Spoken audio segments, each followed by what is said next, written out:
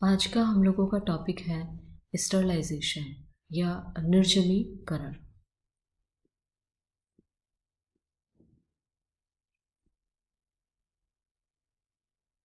सबसे पहले हम बात करते हैं डेफिनेशन की। Sterilisation refers to any process that kills, remove or deactivates all forms of life. For an example, fungi, bacteria, spores और प्लाज्मोडियम। स्टरलाइजेशन या निर्जमीकरण वो प्रोसेस है या वो क्रियाएं हैं जिसके द्वारा सराउंडिंग के अंदर जितनी भी लाइफ फॉर्म्स आपके चारों तरफ मौजूद हैं या जो भी इक्विपमेंट्स आप काम में ले रहे हैं प्लांट टिश्यू कल्चर के अंदर, उनको आप किल्स करेंगे या रिमूव करेंगे या डीएक्टिवेट्स करेंगे। जो लाइफ के फॉर्म्स हो सकते हैं वो फंजाई या बैक्टीरिया या spores, any type of spores या प्लाज्मोडियम हो सकते हैं। तो कहने का ये तात्पर्य है कि प्लांट टिश्यू कल्चर की जो कंप्लीट सराउंडिंग्स है या जो भी आप इक्विपमेंट्स काम में ले रहे हैं वो कंप्लीटली डिसइंफेक्टेंट या कंटेमिनेशन फ्री होने चाहिए। वो किन किन तरीक़ों से किए जा सकते हैं या टाइप्स कौन कौन से हैं स्टरलाइजेशन के, उनको हम दो कैटेगरी में डिवाइड करते हैं। फर्स्ट है फिजिकल मेथड और सेकंड है केमिकल मेथड।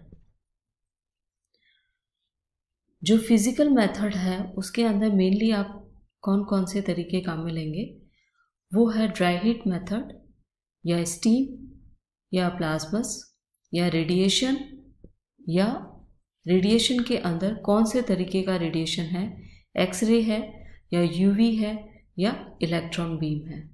तो ये डिफरेंट वेज हैं फिजिकल मेथड के जिनको आप काम में ले सकते हैं।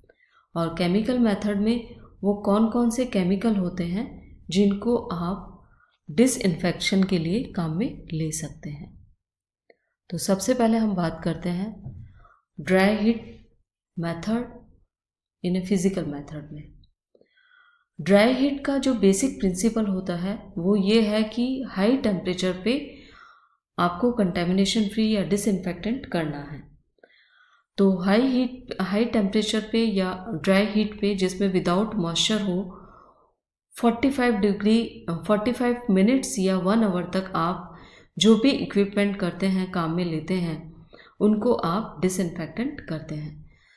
इनके अंदर मेनली जो ग्लासवेयर होते हैं उनको कर सकते हैं या मेटल इंस्ट्रूमेंट्स हो सकते हैं उनको आप कर सकते हैं, और जो साधन आप काम में लेते हैं वो है ओवन या इलेक्ट्रिक स्टोव।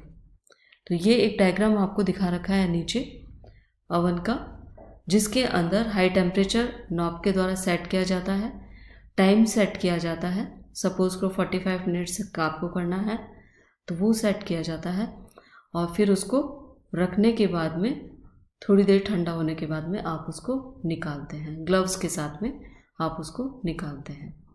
तो ये मेथड हुआ ड्राई हीट मेथड, जिसका बेसिकली टेम्परेचर के बेस पे आप उसको जर्म्स को किल करते हैं। नेक्स्ट मेथड आता है जो फिजिकल मेथड कवर करेगा, वो है वेट हीट मेथड।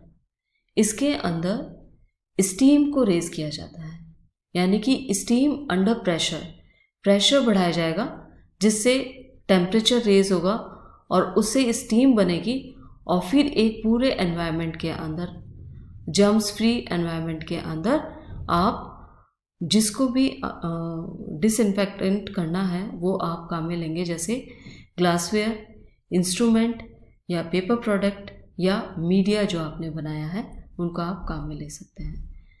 तो स्टीम अंडर प्रेशर जिसके अंदर करते हैं वो है ऑटोक्लेव, या जनरली जो ऑटोक्लेव का प्रिंसिपल है उस पर घरों में जो अवेलेबल कुकर है वो भी उसी सिद्धांतों पे काम करता है। तो प्रेशर कुकर को ले सकते हैं आप।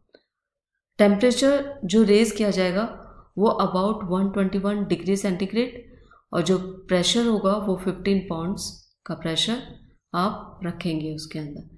ये दोनों चीज़ें जब सेट हो जाएगी उसके बाद में टाइम सेट किया जाएगा अबाउट 15 to 20 मिनट्स। पूरा होने के बाद में आपने इस पूरे के अंदर आपने ये रख चुके हैं ग्लासवेयर, इंस्ट्रूमेंट और पेपर प्रोडक्ट। ऑटोक्लेव के बारे में हम लोग पहले भी डिस्कस कर चुके हैं डिटेल में, तो वो आप देख सकते हैं किस तरह से उसकी वर्किंग होती है। और इसके बाद में जब वो ठंडा हो जाएगा या कुछ देर के बाद में आप उसकी लिड को खोलेंगे और फिर ये जितने भी आपने इंस्ट्रूमेंट रखे हैं या इक्विपमेंट्स रख रहे हैं उनको आप बाहर निकाल सकते हैं। तो ये मेथड हुआ wet heat method. Physical method के बाद में हम लोग बात करते हैं केमिकल मेथड। वो कौन कौन से रसायन या केमिकल्स हैं जिनको आप निर्जमीकरण प्रोसेस के लिए काम में ले सकते हैं। जिनको आप करेंगे, मेनली जिनको आप करना चाहता है प्लांट टिश्यू कल्चर लैब के अंदर, वो एक्सप्लांट या प्लांट मटेरियल जिसको आप बतौर एक्सप्लांट काम में लेंगे या करतों तक काम में लेंगे। फॉर एन एग्जांपल, जैसे आपने कोई नोडल सेगमेंट लिया है या बड लिया है तो वो हुआ हमारा एक्सप्लांट। तो उसको जनरली हम जब स्टरलाइजेशन की बात की जाती है तो थ्रू केमिकल स्टरलाइजेशन आप उस प्लांट को करेंगे या उस एक्सप्लांट को आप करेंगे। इसके साथ साथ में यदि उस सरफेस को भी क्लीन करना है जहाँ पे आप इनोकुलेशन करते हैं, वो भी थ्रू आप केमिकल कर सकते हैं। यदि आपको हैंड भी वॉश करने हैं तो थ्रू स्पिरिट आप काम में लेकर हैंड को भी स्टरलाइज करते हैं। तो वो इसके अंदर वो सारे केमिकल कवर होंगे जो पूरे प्लांट टिश्यू कल्चर लैब के अंदर डिसइंफेक्टेंट के रूप में काम में लिए जाते हैं। तो aqueous solution of sodium hypochloride solution जो मोस्टली कॉमनली यूज़ किया जाता है केमिकल, वो सोडियम हाइपोक्लोराइड या कैल्शियम हाइपोक्लोराइड को यूज़ में लिया जाता है और उसका भी एक्वस सॉल्यूशन बनाया जाता है। जो आपने एक्सप्लांट लिया है उसको कैसे आप स्टरलाइज करते हैं। जो एक्वस सॉल्यूशन आपने चाहे सोडियम हाइपोक्लोराइड का बनाया है या कैल्शियम का, उसके अंदर एक्सप्लांट आपका चाहे कोई भी हो उसको आप इमर्स्ड करते हैं या डिप करते हैं फॉर 10 मिनट्स। इसमें कम या ज़्यादा नहीं रखना होता है क्योंकि उससे सेल्स को डैमेज हो सकता है। कम रखेंगे तो स्टरलाइज नहीं होगा और ज़्यादा देर रखेंगे तो सेल्स डैमेज हो सकती है। तो टाइम का विशेष रूप से ध्यान रखना होता है फॉर सरफेस स्टरलाइजेशन के लिए, ओनली फॉर सरफेस स्टरलाइजेशन के लिए। डिप के बाद में उसको निकालते हैं एक्सप्लांट को और उसके बाद में थोरोली वॉश किया जाता है, रिंस किया जाता है with double distil water twice और थ्राइस। तो इस तरीके से एक्सप्लांट को केमिकल के थ्रू आप डिसइंफेक्टेंट करते हैं, स्टरलाइज करते हैं।